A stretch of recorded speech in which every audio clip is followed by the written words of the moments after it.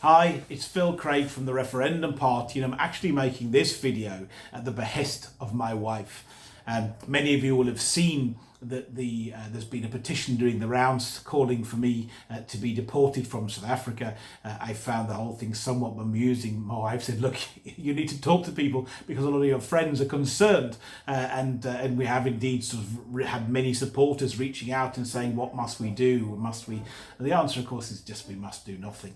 It's a ridiculous notion. I'm not going to be deported. I'm not going anywhere. We're fighting for Cape independence, and as Gandhi said, first they ignore you, then they laugh at you, then they fight you, and then you win. And of course, this is just the sort of part of the fighting process. I get this sort of attention all of the time, and don't worry about it one little bit.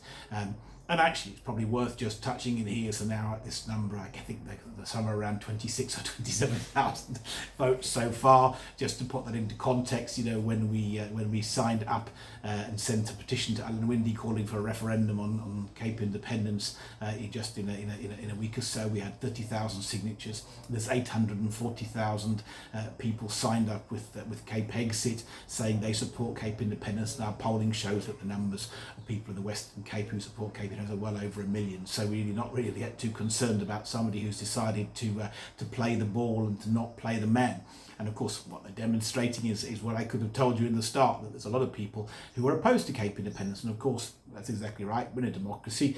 People are entitled to their views. We're entitled to our view that Cape independence is in the best interest of the Western Cape people. Other people are entitled to their view, which is perhaps that it's not. And of course, that's exactly why the Referendum Party exists. We're calling for a referendum on Cape independence where all the people of the Western Cape are democratically consulted and ask what it is that they want. And frankly, one of the things that this petition kind of misses, but perhaps is great to illustrate, is ultimately people living in Limpopo, people living in Gauteng who find this offensive. Obviously we have some sympathy, we don't willy-nilly want to upset or offend people, but ultimately it's none of their business.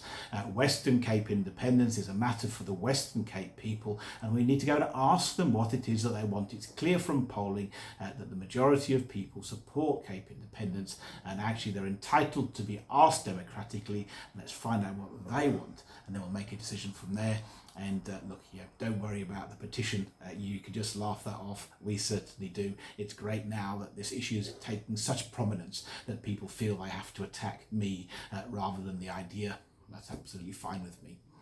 All right, so thank you for your support, and let's onward and upward to the 29th of May, where we hope that people are going to vote for Cape independence, because if you want Cape independence, then you have to vote for it.